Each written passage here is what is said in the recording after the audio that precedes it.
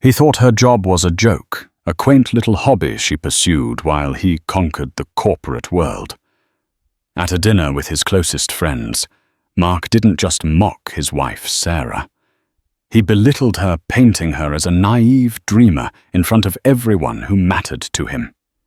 He basked in their sycophantic laughter, oblivious to the quiet storm gathering in her eyes. But the universe has a funny way of balancing the scales. The next morning, as Mark sat in a boardroom preening for his promotion, the door opened, and in walked his new CEO. In walked his wife. The clinking of wine glasses and the low hum of conversation at Veritas, a restaurant known more for its power broker clientele than its Michelin stars, was the perfect backdrop for Mark's casual cruelty. He held his glass of Cabernet Sauvignon aloft, a king addressing his court, which tonight consisted of his two closest friends, David and Thomas, and their respective partners, Jessica and Chloe. Opposite him, Sarah, his wife of 7 years, picked at her seared scallops, the vibrant saffron risotto beneath them, a stark contrast to the dull ache blooming in her chest. "No, seriously, Mark," said his voice, a little too loud, a little too slurred from the expensive wine. "You guys think you have it tough. You should hear about Sarah's big project." He made air quotes around the words, his lips curling into a smirk that she had once found charming, but now recognized as the precursor to a jibe at her expense. David, ever the sycophant, leaned in. "Oh yeah, what's the latest from the craft corner, Sarah?" he asked, a twinkle in his eye that mirrored Mark's. Sarah forced a tight-lipped smile. "It's actually going quite well, thank you, David. We just secured a new round of funding." Mark let out a bark of a laugh. "Funding? That's what she calls it. Her father, bless his cotton socks, probably got tired of her asking for a bigger allowance and decided to humor her. It's a sustainable textiles company," he explained to the table, his tone dripping with condescension. She and her friend, another stay-at-home mum, are going to save the world one organic cotton tote bag at a time. The laughter that followed was a physical blow. It wasn't just Mark. It was the easy, unthinking cruelty of the people she had considered friends. Jessica, who worked in PR, offered a pitying smile. Chloe, a trust fund beneficiary, who had never worked a day in her life, simply looked bored. Only Thomas had the decency to look slightly uncomfortable, shifting in his seat and taking a sudden, intense interest in his steak. "It's more than just tote bags." Sarah said, her voice steady despite the tremor in her hands. She refused to let him see how much his words cut her. "It's about creating a closed-loop system for textile recycling, reducing landfill waste, and providing ethical employment." She had practiced this pitch, honed it, delivered it to investors who saw the billion-dollar potential, not the quaint hobby Mark portrayed. The company wasn't some little side project. It was called Nexus Innovations, and it was her life's work. "Oh, ethical employment," Mark scoffed, waving his hand dismissively. "You pay a few women in a community center to sew your little bags, and suddenly you're a titan of industry. It's adorable, really." He turned to the others, his voice conspiratorial. "She comes home talking about supply chains and market disruption. It's like she's playing a game of business Barbie. Meanwhile, I'm at Sterling and Finch, closing 8-figure deals that actually matter." The name of his company, Sterling and Finch, was dropped with the casual arrogance of a man who defined himself by his employer. He was a senior vice president, a title he wore like a suit of armor, and he never missed an opportunity to remind everyone of his importance. He saw the world in a clear hierarchy, and in his mind he was at the apex while Sarah was somewhere near the bottom playing in her sandbox of eco-friendly fabrics. "That's not fair, Mark," Sarah said, her voice dropping to a low, dangerous murmur. "You have no idea what I do." "Oh, I have an idea," he retorted, leaning across the table, his face flushed. "I have an idea that while I'm pulling all-nighters to keep this family in the lifestyle we enjoy, this dinner, this wine, your new car, you're playing with sewing machines and feeling good about yourself. It's a hobby, Sarah. A cute, expensive hobby. And that's fine. But don't pretend it's a real job." The finality in his tone, the utter dismissal of her passion and her hard work, was the deepest cut of all. She looked at him, truly looked at him, and saw a stranger. The man she had fallen in love with, the supportive partner who had once encouraged her dreams, was gone. In his place was a man bloated with his own success, a man who needed to diminish her to feel big. The rest of the dinner passed in a blur of polite conversation that Sarah couldn't bring herself to join. She retreated into a shell of silence, the laughter and chatter around her fading into a dull roar. She felt a profound sense of loneliness, an isolation that was all the more acute for being in a crowded room. As they left the restaurant, Mark, buoyed by the wine and the adulation of his friends, draped an arm around her shoulders. "Don't be so sensitive, babe," he murmured, his breath hot on her ear. "I was just having a bit of fun. You know I'm proud of your little project." But his words were hollow, a flimsy bandage on a gaping wound, as the chauffeur-driven car whisked them through the glittering city streets. Sarah stared out at the passing lights, a cold resolve solidifying in her heart. He thought her job was a joke. He thought she was playing a game. He had no idea the game was about to change. And he had no idea that she was the one who had just rewritten the rules. The new round of funding she'd mentioned hadn't come from her father. It had come from a consortium of venture capitalists who saw in Nexus Innovations the future of an industry. And that was just the beginning. The drive home was a silent one, a stark contrast to the boisterous atmosphere of the restaurant. Mark, sated and self-satisfied, quickly drifted into a wine-induced doze, his head lolling against the cool leather of the town car's seat. Sarah, however, was wide awake, her mind a whirlwind of hurt anger and a steely determination that had been forged in the crucible of her husband's mockery. As the car pulled into the driveway of their sprawling suburban home, a testament to Mark's success at Sterling and Finch. Sarah didn't wait for the driver to open her door. She slipped out the cool night air, a welcome balm on her heated skin. Inside the house was quiet, the air still. It was a beautiful house filled with expensive art and designer furniture. But tonight it felt like a gilded cage. She walked past the living room with its oversized white sofas and abstract paintings and went straight to her home office. This was her sanctuary, the one room in the house that was truly hers.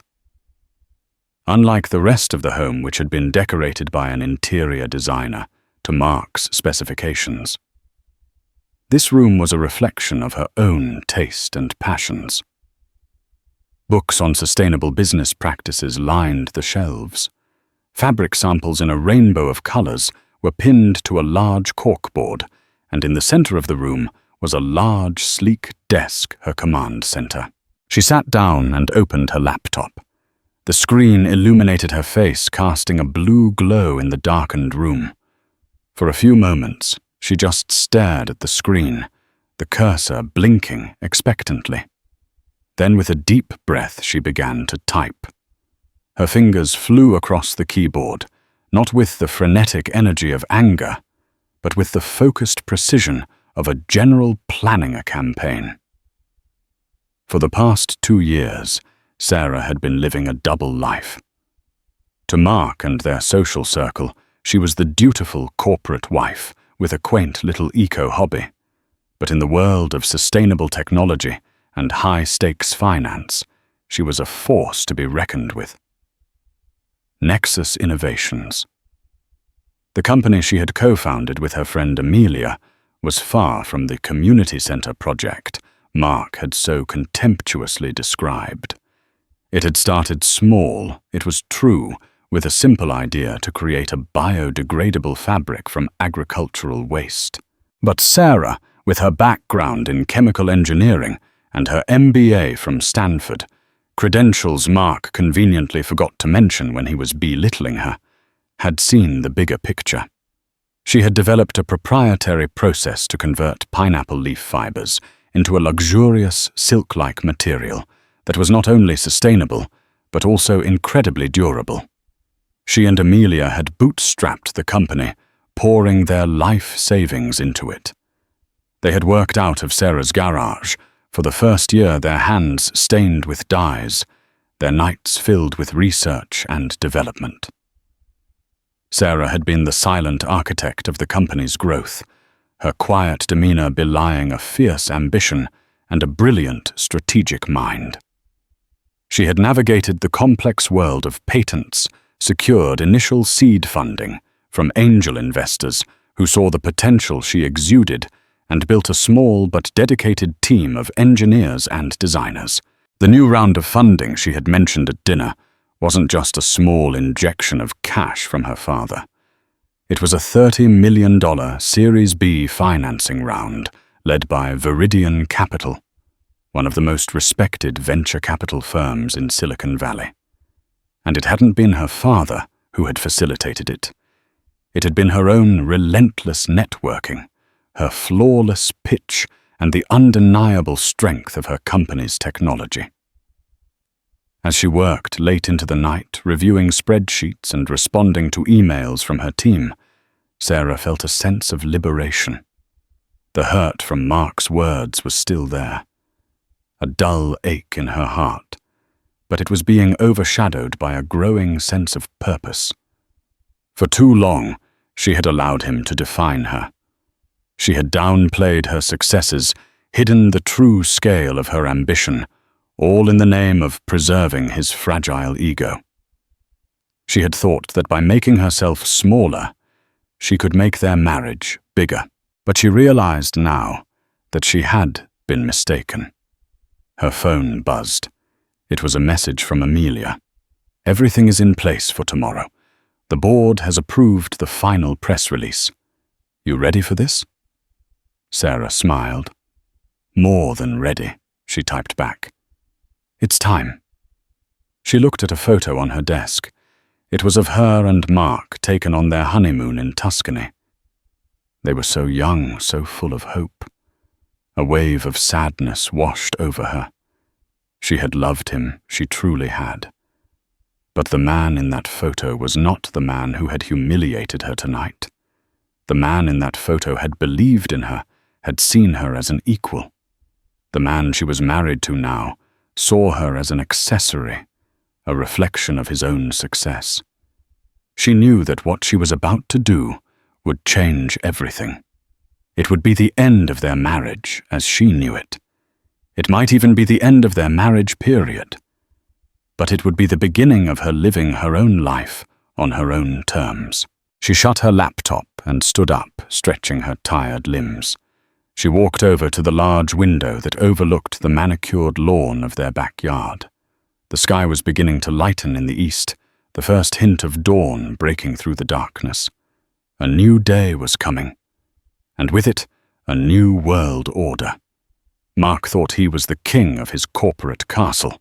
He had no idea that his queen had just orchestrated a coup, and she had done it all from the quiet sanctuary of her home office while he slept blissfully unaware in the next room.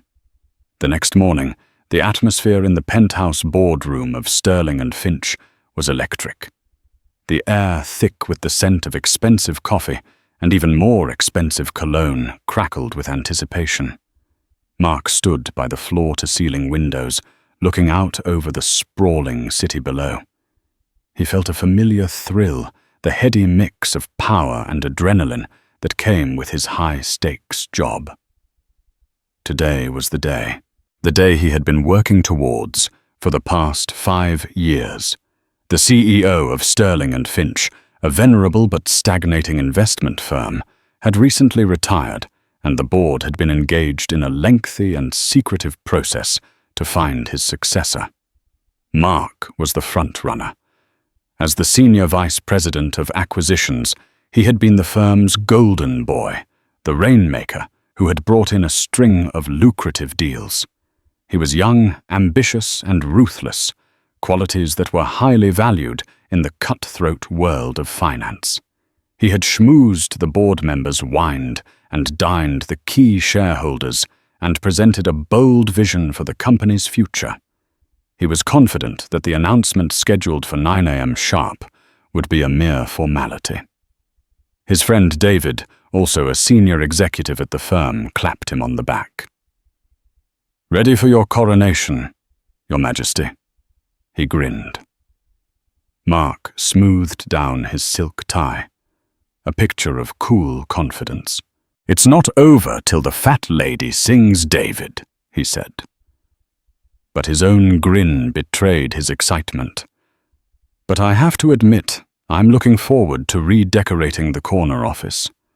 The other executives in the room offered their congratulations, their faces a mixture of genuine admiration and thinly veiled envy. They all knew Mark was the board's choice. He was the safe bet, the insider who would maintain the status quo while projecting an image of dynamic leadership.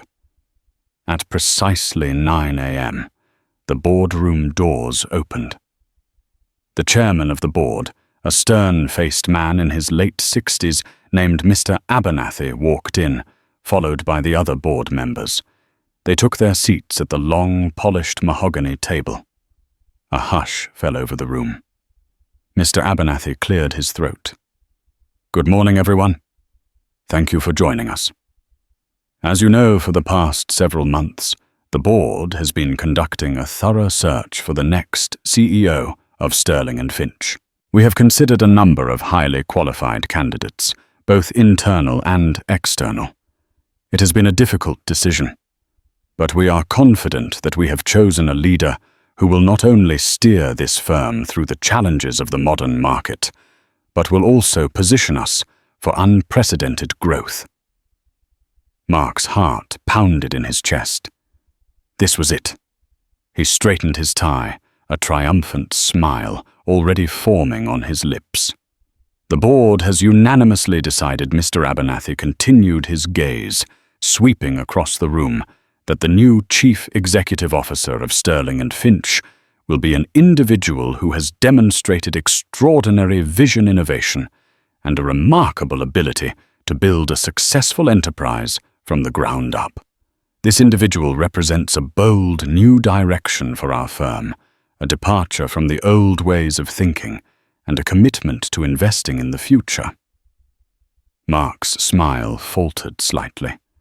This wasn't the preamble he had expected.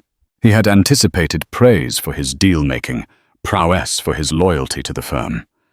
This talk of a bold new direction and a departure from the old ways sounded less like a coronation and more like a revolution.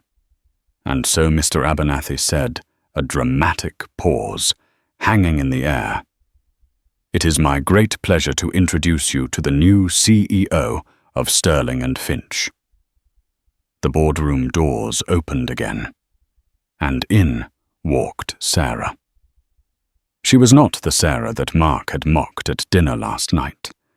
She was not the wife in the sensible dress picking at her scallops.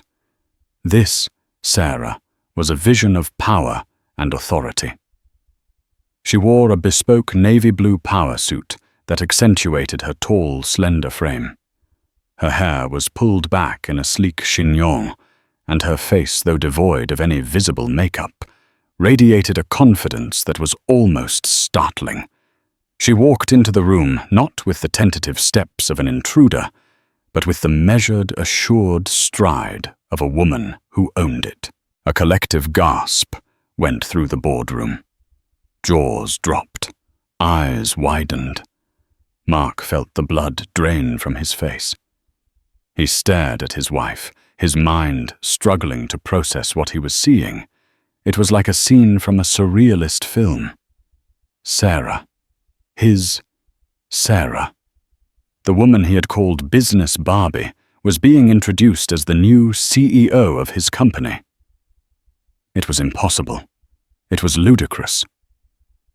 She walked to the head of the table and stood next to Mr. Abernathy, her calm, composed gaze sweeping over the stunned faces of the executives.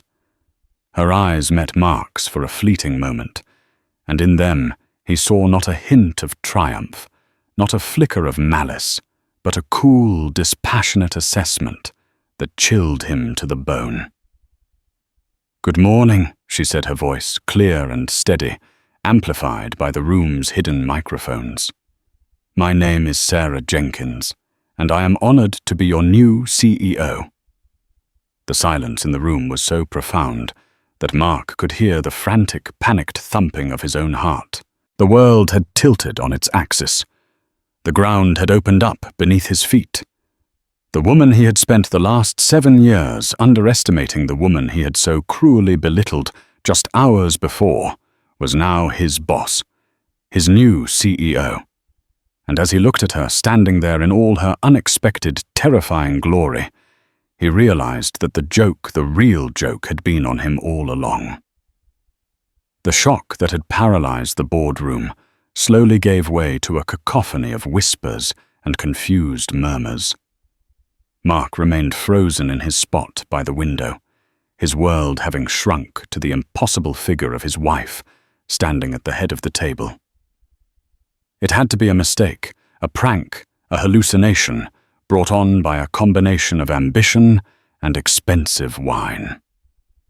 Mr. Abernathy, seemingly oblivious to the seismic shockwave that had just ripped through the room, continued his introduction. "Sarah comes to us from Nexus Innovations, a company she co-founded and built into one of the most disruptive forces in the sustainable technology sector." He gestured towards Sarah, who gave a slight, almost imperceptible nod. A presentation flickered to life on the large screen behind them. The Nexus Innovations logo appeared sleek and modern, followed by slides detailing the company's meteoric rise, its patented technology, its exponential revenue growth, its glowing profiles in Forbes and the Wall Street Journal.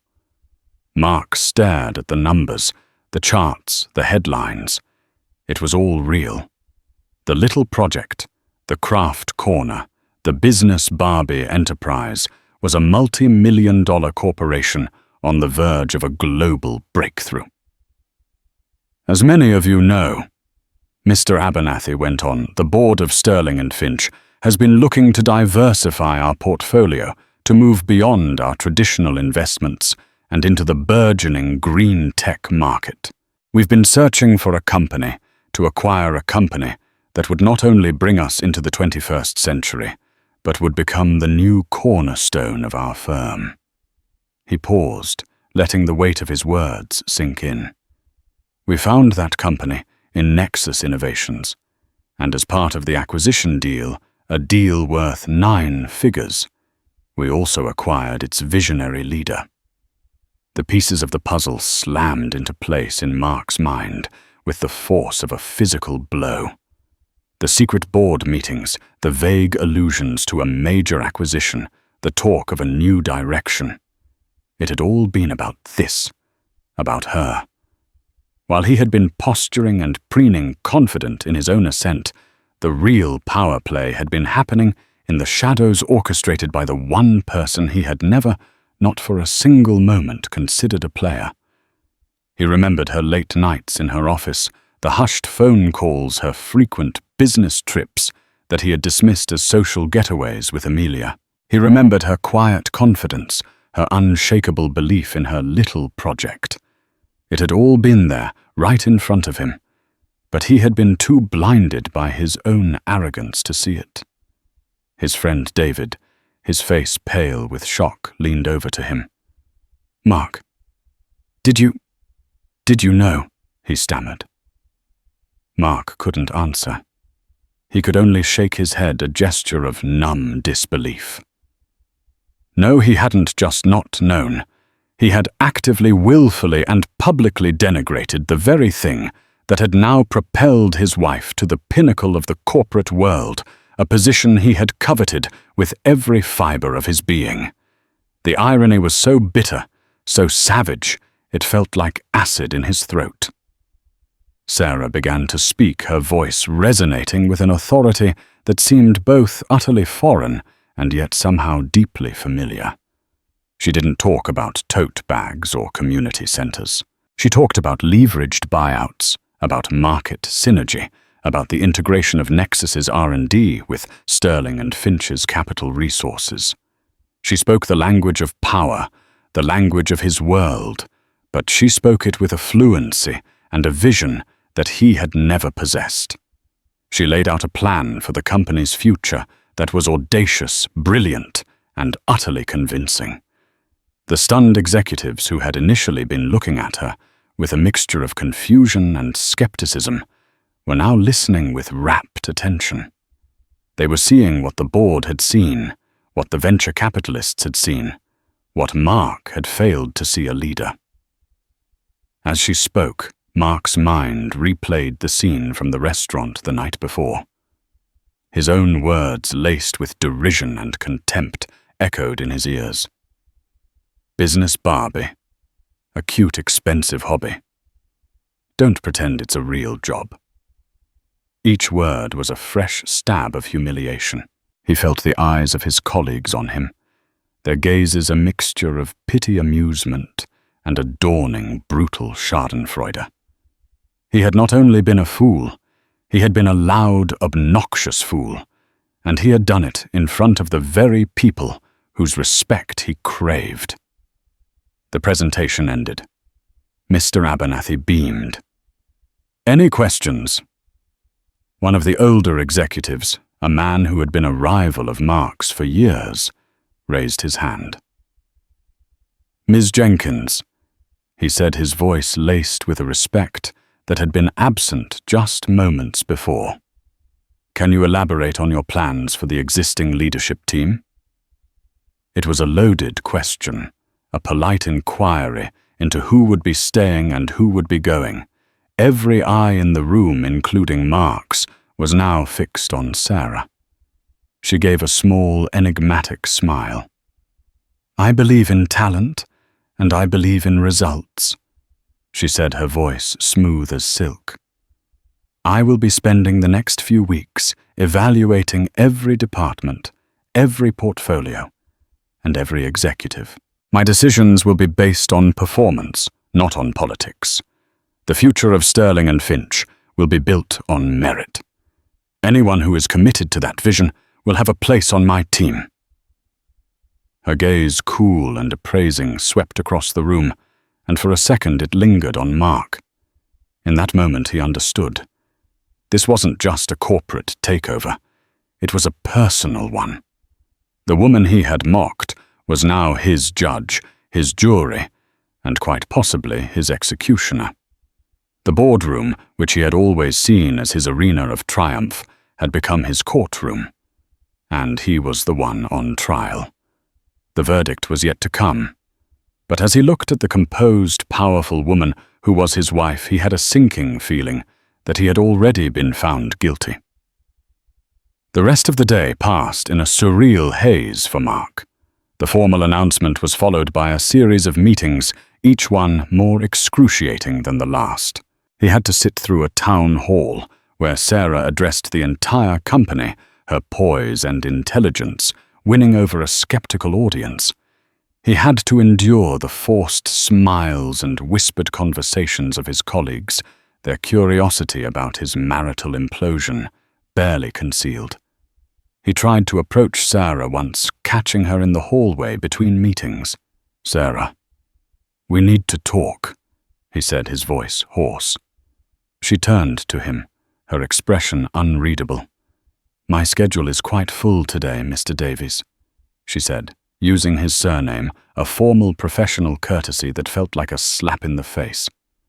"Please make an appointment with my assistant, and in the future all communications should go through the proper channels." She then turned and walked away, leaving him standing in the hallway, his world crumbling around him. The humiliation was a physical thing, a leaden weight in his stomach. He was no longer Mark Davies, the powerful senior vice president. He was just another employee, another subordinate subject to the whims and dictates of his new CEO, his wife. That evening he went home to a house that felt both familiar and alien. The opulent decor, once a source of pride, now seemed like a hollow mockery of his former life. He half expected Sarah to be there for them to have the screaming match that was surely brewing the confrontation that would clear the air. But she wasn't. The house was empty, silent. A note on the kitchen counter, written in her neat, precise script, informed him that she would be staying at a hotel for the foreseeable future. "It's best for both of us," it read, "and for the company." The next few weeks were a slow, agonizing descent into a new and terrifying reality. Sarah, or rather Ms. Jenkins, as he was forced to call her in the office, was a whirlwind of activity. She moved with a speed and a decisiveness that left the old guard at Sterling and Finch reeling. She restructured departments, slashed redundant projects, and brought in her own team from Nexus Innovations, a group of bright, young, and fiercely loyal executives who looked at her with a reverence that bordered on worship. Mark watched from the sidelines, his own power and influence diminishing with each passing day. His projects were scrutinized, his reports were questioned, and his authority was undermined at every turn. He was invited to meetings, but rarely asked for his opinion. He was a ghost in the corporate machine he had once helped to build. The cruelty of his situation was not lost on him. Sarah wasn't overtly hostile. She didn't fire him as he had half expected her to. Instead, she subjected him to a far more exquisite form of torture, the slow public erosion of his professional identity. She was killing him with 1,000 paper cuts, each one a subtle but painful reminder of his new diminished status. One afternoon, he was summoned to her office. It was the corner office he had so arrogantly coveted, now redecorated in a minimalist style that was a stark contrast to the old-world opulence of the previous CEO. Sarah was sitting behind a large glass desk, reviewing a document on her computer. She didn't look up when he entered. "You wanted to see me, Ms. Jenkins?" he asked, his voice stiff. "Yes, Mark," she said, finally looking up. The use of his first name was a surprise, a small crack in the professional facade she had so carefully constructed. "I've been reviewing the firm's portfolio. I'm concerned about the Kensington deal." The Kensington deal was his baby, a complex acquisition he had spent months putting together. It was supposed to be his crowning achievement, the deal that would secure his promotion to CEO. "There's nothing to be concerned about," he said defensively. "It's a solid deal." "Is it?" she asked, her voice deceptively mild. She swiveled her monitor around to face him. On the screen was a detailed analysis of the deal with rows of figures and charts. "Because my team has found some irregularities. It seems the due diligence was not as thorough as it should have been. The company we're acquiring has some significant undisclosed liabilities. If we had gone through with this deal as it stands, Sterling and Finch would have lost millions." Mark stared at the screen, his face turning ashen. She was right. He had been so eager to close the deal, so focused on the glory, that he had cut corners, overlooked red flags. He had been sloppy. I can fix this," he stammered. No, you can't, she said, her voice turning cold. Because I already have. I've renegotiated the terms, restructured the deal, and saved this firm from your incompetence. She swiveled the monitor back around. And that brings me to my next point. Your performance, Mark.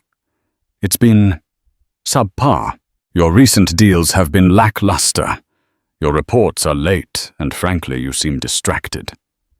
He wanted to scream, to rage, to tell her that the reason he was distracted was because his entire life had been upended by her Machiavellian machinations. But he couldn't. He was trapped. Effective immediately. She continued, her voice devoid of any emotion. I am reassigning you. You will no longer be the Senior Vice President of Acquisitions. Your new title will be Vice President of Special Projects. It was a demotion, a public shaming. Special Projects was corporate Siberia, a meaningless title given to executives who were being put out to pasture. You can't do this, he said, his voice a desperate whisper. I can, she said, her eyes like chips of ice. And I have. Your new office is on the 12th floor. Please have your belongings cleared out of your current office by the end of the day. She then turned her attention back to her computer, a clear dismissal. Mark stood there for a moment, utterly defeated. The woman he had married, the woman he had lived with for 7 years, had just professionally and personally annihilated him. And she had done it with the cool, detached efficiency of a surgeon removing a tumor. He walked out of her office in a daze. The walk back to his own office, the one that was no longer his, was the longest walk of his life. He passed his colleagues who averted their gaze, their faces a mixture of pity and morbid curiosity. The news of his demotion had already spread through the office grapevine. He sat down at his desk, the desk that had once been his throne, and looked around at the trappings of his former life. The expensive art, the photos of him with powerful people, the awards and accolades. It was all a sham, a monument to a man who had never really existed. He had built his identity on a foundation of arrogance and a sense of entitlement. He had defined his worth by his job title, his salary, his ability to dominate and control. And now, all of that had been stripped away. He was left with nothing but the bitter, humbling truth of his own mediocrity. And the even more bitter truth that the woman he had so foolishly underestimated was in every way that mattered his superior. The New World Order had arrived, and he was its first and most prominent casualty. The move to the 12th floor was a swift and brutal confirmation of Mark's fall from grace. His new office was a small, windowless cube, a stark contrast to the expansive suite he had once occupied. The title, Vice President of Special Projects, was, as he had suspected, a euphemism for irrelevant. His days were spent on meaningless tasks, analyzing obscure market trends, and writing reports that he knew no one would ever read. He was a pariah, an object lesson in the new regime's intolerance for mediocrity. The evenings were even worse. The empty house, once a symbol of his success, now felt like a mausoleum. He would wander through the silent rooms, surrounded by the ghosts of a life that was no longer his. He saw Sarah everywhere. In the books she had left behind, in the faint scent of her perfume that still lingered in the air, in the half-empty coffee cup she had left on her bedside table that last morning. One evening, desperate for some semblance of human connection, he called David. His friend's voice was hesitant, guarded. "Mark, how are you?" "How do you think I am, David?" Mark snapped, his voice raw with frustration. "I'm in corporate hell. My wife has taken over my life, and my so-called friends have abandoned me." There was a long pause on the other end of the line. "Mark, what did you expect?" David finally said, his voice tinged with a weariness that bordered on pity. You treated her like dirt. Not just that night at the restaurant, but for years. We all saw it. We just didn't say anything. So you all just stood by and watched? Mark demanded, a fresh wave of betrayal washing over him. It wasn't our place, David said defensively. And besides, you weren't exactly open to criticism. You were difficult, Mark. You were so caught up in your own success you couldn't see anything else. The conversation ended on a strained note. Mark hung up the phone. The silence of the house pressing in on him. David's words, though harsh, had the uncomfortable ring of truth. Had he really been that blind? That arrogant? He began to sift through the wreckage of his memory, re-examining his marriage, his career, his entire life through the painful new lens of his current reality. He remembered the early days of his relationship with Sarah, her quick wit, her sharp mind, her quiet ambition. He had been drawn to her intelligence, her strength. But somewhere along the way, as his own career had taken off, he had become threatened by it. He had wanted a partner, but he had also wanted to be the star. And so he had unconsciously, and then consciously, begun to diminish her, to box her in, to turn her into the dutiful wife who wouldn't outshine him. He found an old photo album tucked away in a closet. He flipped through the pages, a montage of their life together, their wedding, their travels, their shared smiles. He saw a picture of Sarah on her graduation day from Stanford, her face radiant with pride as she held her MBA diploma. He had been there that day, and he remembered feeling a twinge of something he hadn't been able to name at the time. Now he knew what it was: envy. He had been envious of her brilliance, of her potential. And instead of celebrating it, instead of supporting her as she had supported him, he had tried to extinguish it. The realization was a gut punch, a moment of such profound self-awareness that it left him breathless. He had not just been a fool. He had been a monster, a small, petty, insecure monster who had tried to cage a lioness. A few days later, he received a formal inter-office memo. It was a summons to a meeting in Sarah's office. He walked to the penthouse floor with a sense of dread. He had no idea what to expect. Another demotion. The final merciful blow of his termination. He entered her office. She was standing by the window, looking out at the city, much as he had done on that fateful morning what felt like a lifetime ago. "You wanted to see me?"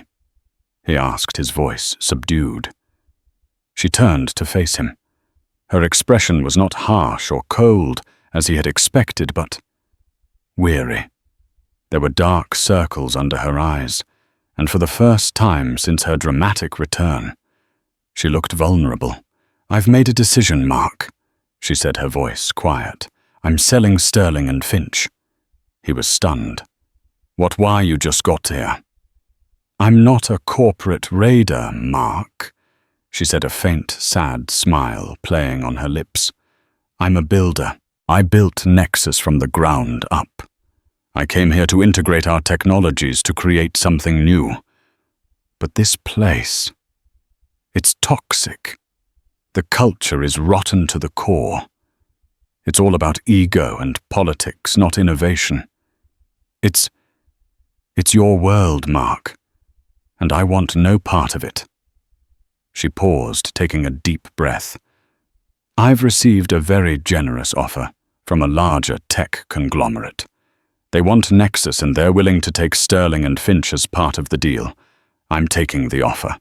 I'm going back to what I love. I'm going back to building things." She walked over to her desk and picked up a folder. "This is a severance package. It's, generous.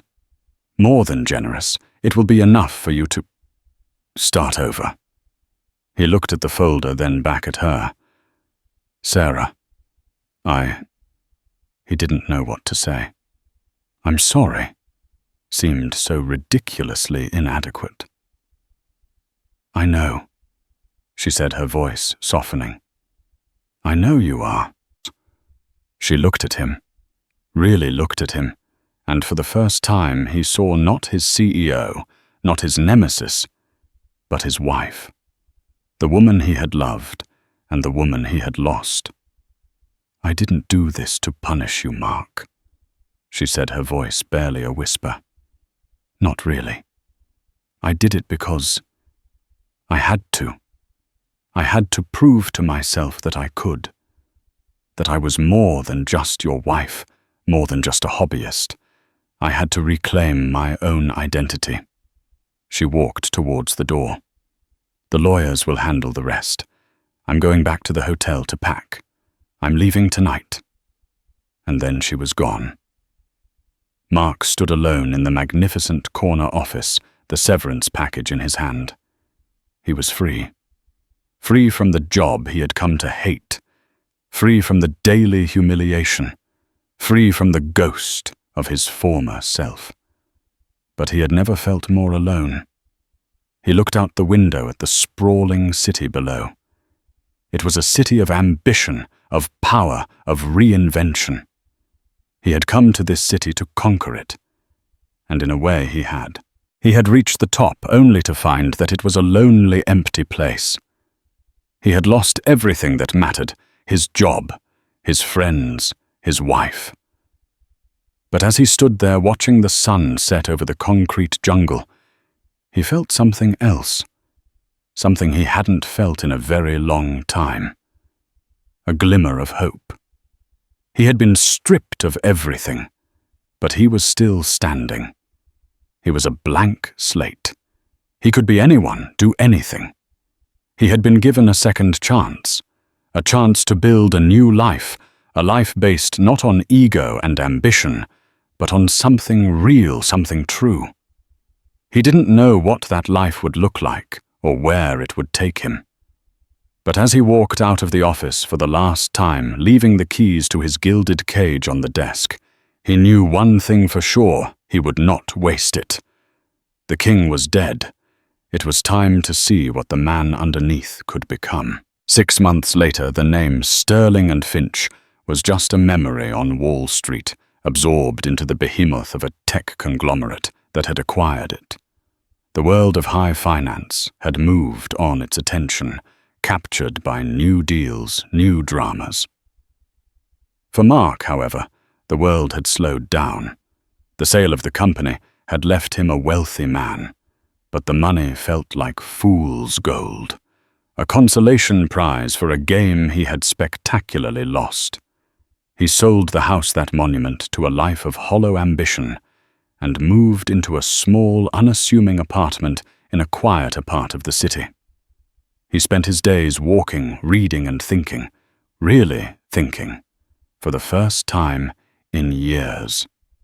He was an archaeologist of his own life, digging through the layers of arrogance and insecurity to find the man he had been before the world of Sterling and Finch had consumed him. He reconnected with his estranged family, his parents and his sister, who had watched his ascent into the corporate stratosphere with a mixture of pride and unease. He apologized to them not just for his neglect, but for the man he had become. They were hesitant at first, but they saw the change in him, the quiet humility that had replaced the brash confidence. Slowly they welcomed him back into the fold. He started volunteering at a local community center, the very kind of place he had once mocked. He taught business skills to young aspiring entrepreneurs, helping them to write business plans, secure micro-loans, and navigate the complexities of starting a small enterprise. He found a surprising satisfaction in it, a sense of purpose that his 8-figure deals had never given him. He was not just sharing his knowledge. He was helping people to build their dreams, a role he had so spectacularly failed to play in his own marriage. One afternoon, while browsing a bookstore, he came across a magazine. On the cover was a face he knew better than his own. It was Sarah. The headline read, "Sarah Jenkins, the visionary behind Nexus and the future of sustainable tech." He bought the magazine and read the article, a profile of her life and her work. It detailed the incredible success of Nexus since the sale, its expansion into new markets, its groundbreaking new technologies. The article painted her as a titan of industry, a woman who was changing the world. And it was all true. He felt a pang, not of envy, but of a deep, profound respect. He had been married to this extraordinary woman, and he had been too blind to see her. He was proud of her, genuinely proud. And with that pride came a deep and abiding sense of loss. He knew he had to see her, not to win her back, not to ask for forgiveness, but to tell her what he had learned, to show her the man he was becoming. He found her contact information through a mutual acquaintance and sent her a short, simple email. "I'd like to see you," it read, "to talk, if you're willing." To his surprise, she agreed. They met in a small, quiet cafe, far from the power lunch spots they had once frequented. She looked happy. There was a lightness to her, a sense of peace that had been absent during their tumultuous last days together. He told her everything, about his journey of self-discovery, about his volunteering, about the man he was trying to become. He didn't make excuses for his past behavior. He owned it, every ugly, selfish part of it. She listened patiently, her gaze never leaving his face. When he had finished, she was silent for a long time. "I'm glad you're doing well, Mark," she finally said, her voice soft. "I always knew there was a good man in there somewhere. He just got lost." "He was lost," Mark agreed. "And I'm sorry. I'm sorry for everything. For not seeing you, for not supporting you, for not being the man you deserved." She gave him a small, sad smile. "I'm sorry too. I'm sorry I didn't fight for us sooner. I let you diminish me, because I was afraid of what would happen if I didn't." They sat in a comfortable silence, the unspoken history between them, a palpable presence. The hurt was still there, a faint scar on both of their hearts, but it was no longer a raw, open wound. It was a part of their story, a chapter that had closed. "What will you do now?" she asked. "I don't know," he said honestly. "For the first time in my life, I don't have a 5-year plan. I'm just living, taking it one day at a time, trying to build something real." He looked at her, a glimmer of hope in his eyes. "And you?" "I'm going to keep building," she said, her eyes shining with that familiar passion. "I'm going to keep changing the world." They finished their coffee and walked out of the cafe into the late afternoon sun. They said their goodbyes, not as husband and wife, not as CEO and subordinate, but as two people who had shared a life, who had hurt each other deeply, and who had, in the end, found a measure of peace. As he watched her walk away, a successful, powerful, and happy woman, Mark felt a sense of closure. He had lost his wife, his job, and his identity. But in the process, he had found something far more valuable, himself. He didn't know what the future held, but he was no longer afraid of it. He was the architect of his own life now, and for the first time, he was excited to see what he would build. The story of Mark and Sarah was over. But the story of Mark Davies, the man, was just beginning. That's the story of how a single dinner, a single moment of casual cruelty, unraveled a man's entire world and unleashed the hidden power of the woman he thought he knew. It's a story about ego ambition and the dangerous game of underestimating the people closest to us. But more than that, it's a story of redemption, of second chances, and of the incredible strength it takes to rebuild a life from the ashes of your own mistakes. If this story resonated with you, if you've ever felt underestimated or have witnessed the quiet strength of someone being overlooked, hit that like button and share this video with someone who needs to hear it. Don't forget to subscribe and turn on notifications so you don't miss our next real-life drama.